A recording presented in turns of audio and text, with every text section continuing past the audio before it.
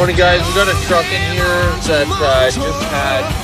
unpiped done in another shop, and buddy's complaining of a lack of power and smoky exhaust, so we took a look and let's see what we got.